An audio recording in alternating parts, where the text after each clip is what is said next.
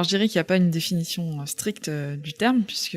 c'est une définition qui peut être assez subjective, mais en tout cas pour nous, l'innovation sociale, ça va être de soutenir des personnes qui vont répondre à des problématiques de société, des problématiques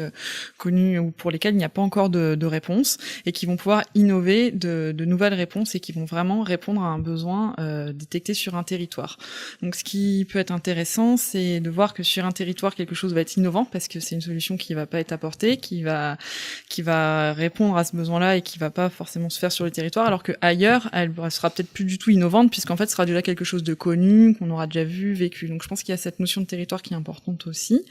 Et puis, c'est la notion d'innovation, c'est-à-dire est-ce que les gens vont inventer des nouvelles choses pour répondre à des besoins, créer de nouvelles solutions, et que pour ça, ils ont besoin aussi des fois d'une forme de soutien, que ça soit un soutien financier, mais pas que, aussi un soutien en termes d'expertise, de mise en réseau, parce que aussi de connaître les autres personnes, les autres acteurs qui ont pu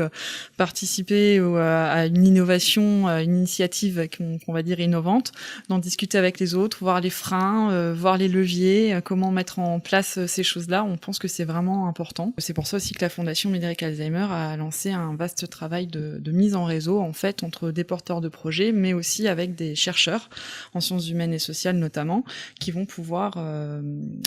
s'appuyer les uns les autres et s'enrichir mutuellement. Il y a de nombreuses formes d'initiatives diverses, et si on prend celles qui sont relatives à rendre la société plus accueillante, on va dire plus dementia-friendly, comme on dit dans le contexte anglo-saxon, là-dessus, on va avoir des initiatives très diverses, portées par des porteurs de projets très divers, c'est-à-dire que ça peut être des structures hospitalières, des EHPAD, des accueils de jour, mais aussi des associations de la vie civile avec des citoyens ordinaires qui vont se mobiliser pour cette cause. Et c'est ça qui est intéressant aussi dans ce concept d'innovation sociale.